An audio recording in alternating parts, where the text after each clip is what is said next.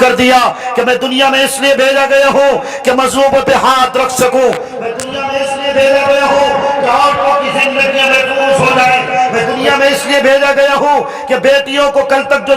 جو لوگ زندہ درگور کرتے ہیں ان کو جلا دیتے ہیں، ان بیٹیوں کی عزت، ان کی زندگیاں محفوظ ہو جائیں۔ اس لیے میرے نبی کی بعثت اور اس دنیا میں اللہ تبارک و تعالیٰ نے اپنے نبی کو پیدا فرمایا۔ جبکہ عیسائیوں کی کیا چیز تھی؟ عیسائیوں کے دھرم میں تمہیں نہیں معلوم میرے بھائیوں، عیسائیوں کی یہ بات فیمس تھی، اگر کوئی اچھا پروگرام ہو، اچھے پروگرام میں عورتوں کو لے جانا منحوس سمجھتے تھے۔ وہ یہ سمجھتے تھے کہ اگر عورتیں اس پروگرام میں جائیں گی وہ پروگرام فلاپ ہو جائے گا، عورتوں کے جسم کو ناپاک سمجھا جاتا تھا، بچیوں کو زندہ درگور کر دیا جاتا تھا۔ ہم ایسی زندگی میں جی رہے تھے، عرب والے ایسی زندگی میں جی رہے تھے جس زندگی میں کہ اگر کوئی بچہ یتیم ہوتا تھا اس کے سر پہ کوئی ہاتھ رکھنے والا نہ ہوتا تھا۔ لیکن قربان جاؤ کائنات کے سردار پر، قربان جاؤ نبیوں کے امام پر، قربان جاؤ مسجد اقصی میں جس نے سب سے پہلے امامت فرمائی ہے، قربان جاؤ معراج پر جس کو اللہ تبارک و تعالیٰ نے بلایا ہے، جہاں جبرائیل کے پر جل رہے تھے، قربان جاؤ اس نبی بابرکت پر، اس نبی برحق پر جس نے امت کے لیے آنسو بہائے، جس نے امت کی بچیوں کی زندگیاں محفوظ کری، قربان جاؤں 100 ماہوں سے زیادہ محبت کرنے والی ذات پر کہ جس نے بیٹیوں کو آغوش دامن میں جگہ دی ہے، قربان جاؤں اس مقدس بابرکت شخصیت پر کہ جس نے نوجوانوں کو زندگی جینے کا سلیقہ اور طریقہ بتایا، قربان جاؤں اس نبی بابرکت پر کہ جس نے بوڑھوں کو بتایا کہ اے بوڑھو زندگی گزارنے کا راستہ کیا ہو سکتا ہے، قربان جاؤں اس نبی بابرکت پر کہ جس نبی بابرکت نے عورتوں کو ترکے کا حق دلایا۔ کس نے دلایا؟ آج یہ دوغلی حکومت، آج یہ فرانس کی حکومت، آج یہ جرمنی کی حکومت، آج یہ برطانیہ کی حکومت، آج یہ امریکہ کی حکومت، اے دوغلے رویے رکھنے والی حکومت جس کو کہ اقوام متحدہ کہتے ہو۔ اے اقوام متحدہ کی پالیسی کیا ہے کہ محمد رسول اللہ صلی اللہ علیہ وسلم نے عورتوں کے حق دبائے ہیں، عورتوں کو وراثت سے محروم رکھا ہے؟ نہیں، ہرگز نہیں، بلکہ عورتوں کو حق دینے والی ذات کس کی ہے؟ محمد رسول اللہ صلی اللہ علیہ وسلم کی ہے۔ میرے بھائیوں، میرے بزرگوں، کثیر تعداد میں میری ماں بہنیں تشریف رکھتی ہیں۔ آج بھی ہندوستان میں RSS کے ذریعے یہی پیغام پھیلایا جاتا ہے کہ مسلمانوں میں، اسلام میں عورتوں کے حقوق نہیں دیے جاتے، جبکہ میرے نبی نے فرمایا عورت جب تک بچی ہے، جب تک اس کی شادی نہیں ہو جاتی، اس وقت تک تو باپ کی ذمہ داری ہوتی ہے کہ اس کی ذمہ داری پوری کرے، کپڑے سے لے کر پیٹ بھتا تک اس کی پوری ذمہ داری کا خیال رکھے۔ پھر جب اس لڑکی کی شادی ہو جاتی ہے تو اس کے شوہر کے ذمے نان و نفقہ واجب ہوتا ہے۔ اگر کوئی مرد اپنی بیوی کے نان و نفقے ادا نہیں کرتا ہے تو میں خدا کی قسم کھا کے کہہ سکتا ہوں کہ یہ کالی کملی والے کا فرمان ہے کہ اس کو کلمے والی موت نصیب نہیں ہو سکتی ہے جو اپنی بیوی کا نان و نفقہ ادا نہیں کرتا ہے۔ اس لیے اگر کوئی شرابی ہے، اگر کوئی جواری ہے، رکشہ اور ٹھیلا پہ سبزی اور پھل لگاتا ہے، رات میں ڈرنکس کرتا ہے، 100 روپے 200 روپے 500 روپے 1000 روپے کماتا ہے اور 600 روپے کی یہ انگریزی شراب پیتا ہے، فیشن میں زندگی گزارتا ہے، وہ شراب کہ جس شراب کے بارے میں میرے نبی نے فرمایا ہے یہ برائیوں کی ماں ہے۔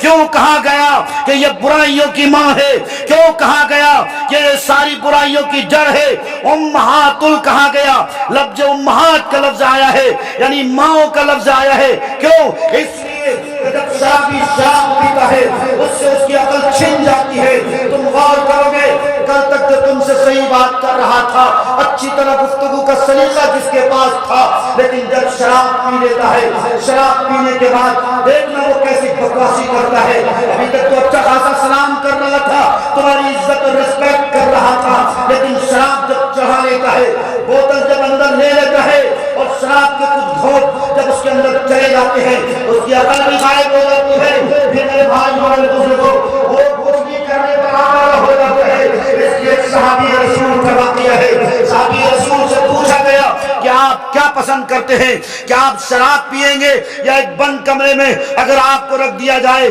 اور ایک مہذب ایک خوبصورت لڑکی ہو اور اس لڑکی کے ساتھ آپ زنا نہیں کرو گے، تمہیں پتہ نہ ہو شاید کہ وہ صحابی رسول نے کیا منظور کیا، کہا مجھے شراب نہیں چاہیے، بند کمرے میں آپ چلے گئے جہاں ایک خوبصورت لڑکی پہلے ہی سے ہی موجود تھی۔ اس صحابی رسول کو ہر ممکن کوشش کری گئی یہ کسی طرح سے بہک جائیں، لیکن صحابہ چونکہ محفوظ عن الخطا ہوتے ہیں، انبیاء معصوم عن الخطا، صحابہ محفوظ عن الخطا، اللہ تبارک و تعالی گناہوں سے اس کی حفاظت کرتا ہے۔ بہرکیف اس بند کمرے میں ایک خوبصورت لڑکی بھی ہے، ایک ثواب بھی ہے، لیکن میرے بھائیوں میں سے میرے بزرگوں صحابی رسول کا ایمان تھا کہ ٹس سمس نہ ہوا، لیکن جب کہا گیا کہ شراب پی لو تب اس صحابی رسول نے کیا کہا، اگر میں شراب پی لوں گا تو شراب پینے کی حالت میں ظاہر سی بات ہے فطرت کا تقاضا ہے کہ اس کی عقل اس سے غائب ہو جایا کرتی ہے، لہذا اب میرے لیے زنا کرنا بھی آسان ہوگا، اب میرے لیے کسی کو مارنا بھی آسان ہوگا۔ اس نے تم نے دیکھا ہوگا شرابی جب شراب پی لیتا ہے چوک چوراہوں پہ کیسے سویا رہتا ہے، کس طرح سانڈ کی طرح پڑا رہتا ہے، جو کوئی چاہتا اس کو فٹ بال کی طرح مارتا ہے، وہ کس طرح چیختا چلاتا ہے، کس طرح ببولا ہوتا ہے۔ میرے بھائیوں میرے بزرگوں میں آپ کو بتا یہ رہا تھا آج دنیا کے یہ حالات بنے ہوئے ہیں، کیوں بنے ہوئے ہیں، کس لیے بنے ہوئے ہیں، جبکہ ایک دور تھا ہماری تعداد تو بہت مختصر تھی جس کو کہ قرآن نے کہا ہے کم من فئۃ قلیلۃ غلبت فئۃ کثیرۃ باذن اللہ۔ وہ دن بھی تھا، وہ تاریخ بھی ہماری تھی جب ہم مٹھی بھر تھے، جب ہماری تعداد مٹھی بھر تعداد تھی، لیکن جہاں جاتے تھے میدان ہمارا ہوتا تھا، تاریخ ہماری ہوتی تھی، لیکن آج ہم ہیں کہ پوری دنیا میں دوسری نمبر کی آبادی، دوسرے نمبر کی آبادی ہماری ہے، لیکن باوجود اس کے مسلمانوں کی قسمت میں ذلت کیوں ہے، مسلمانوں کو کیوں مارا جا رہا، مسلمانوں کے نوجوانوں کو کیوں ٹارچر کیا جا رہا، کسی نے اس طرف توجہ نہیں دی، جبکہ میرے نبی کا فرمان تھا اعمالکم اموالکم، جیسے تمہارے اعمال ہوں گے ویسے ہی تمہارے سروں پہ ظالم حکمرانوں کو مسلط کر دیا جائے گا۔ آج بتاؤ تو صحیح فلسطین کے لیے کون نہیں آنسو بہا رہا، وہ فلسطین اور وہ مسجد اقصی، جس مسجد اقصی میں میرے نبی نے امامت فرمائی تھی، اور کیسی امامت، سارے نبی پیچھے مقتدی تھے، آپ کی امامت میں سارے نبیوں نے امامت فرمائی ہے۔ اور یہیں پر بس نہیں، تمہیں بتاتا چلوں اس دھرتی میں اللہ تبارک و تعالی نے سب سے پہلی مسجد کون سی بنائی ہے، مسجد حرام بیت اللہ شریف، مسجد حرام کو اللہ نے بنایا، اور مسجد حرام کے 40 سال کے بعد اس دھرتی میں اگر کوئی مسجد بنی ہے تو وہ مسجد اقصی ہے۔ راتوں رات اللہ کے رسول صلی اللہ علیہ وسلم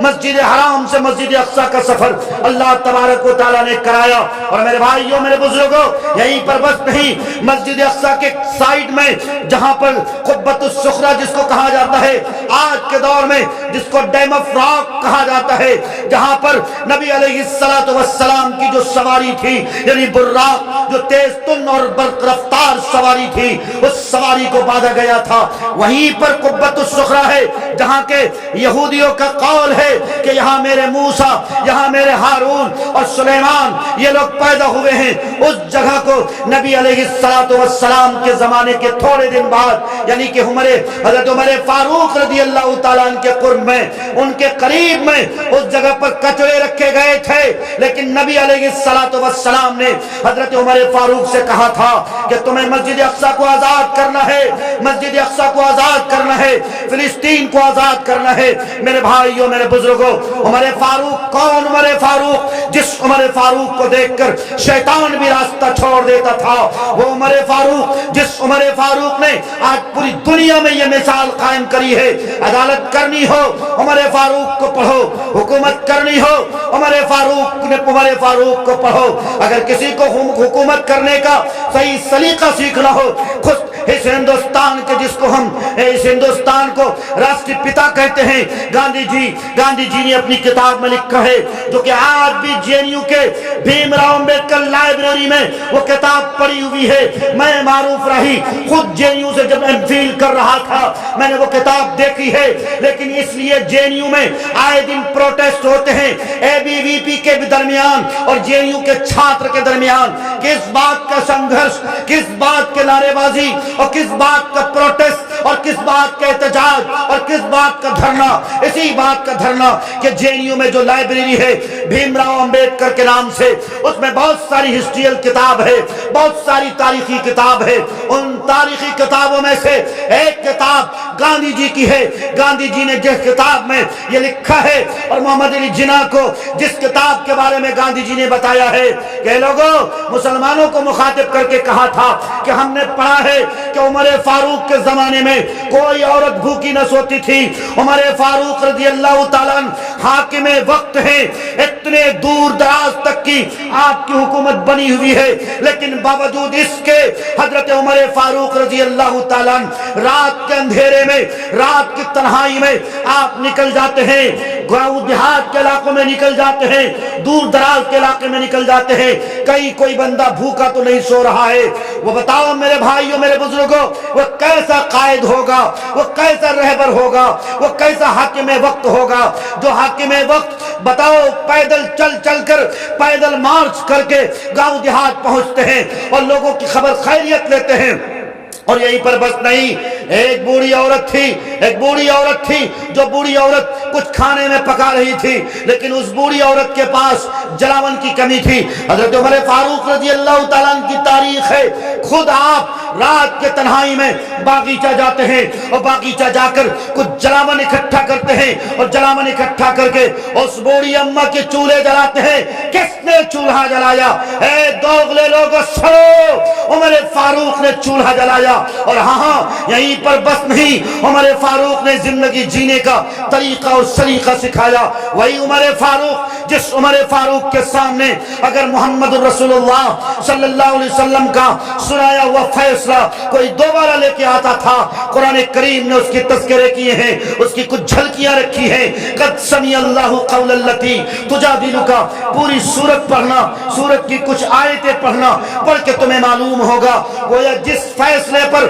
نبی علیہ السلام کا ججمنٹ ہو جاتا تھا، آپ ججمنٹ دے دیتے تھے، فیصلہ سنا دیتے تھے، لیکن اگر کوئی ہیلا ویلا اختیار کرنا چاہتا تھا، اس حرام چیز کو حلال کرنے کے چکر میں پڑا رہتا تھا، تو پھر عمر فاروق کا یہی اعلان ہوتا تھا، دیکھتے ہو میرے ہاتھ میں تلوار، یہ تلوار اور تمہارا گردن ہے، اسی سے تمہاری ملاقات ہونی ہے۔ جس فیصلے کو، جس محمد رسول اللہ کے فیصلے کو تم نہیں مان سکتے، اب دنیا میں رہنے کا تمہیں کوئی حق نہیں بنتا ہے۔ آج دنیا والوں، ہمارے لیے بڑے افسوس کا مقام ہے کہ ایک طرف محمد رسول اللہ کا فیصلہ ہے، ایک طرف یہ ہیرو ہیروئنز کا فیصلہ، ایک طرف یہ ایکٹر اور ایکٹریس کا فیصلہ، اتنا بڑا طبقہ بیٹھا ہے، اتنی بڑی تعداد میں ہوا کی بیٹیاں بیٹھی ہے۔ دل پہ ہاتھ رکھ کے بتاؤ میرے بھائیوں، میرے بزرگوں، تم نے پیام امن کے نام سے کانفرنس بلائی ہے، محفل سجائی ہے، کیا تمہارے دل میں آج محمد رسول اللہ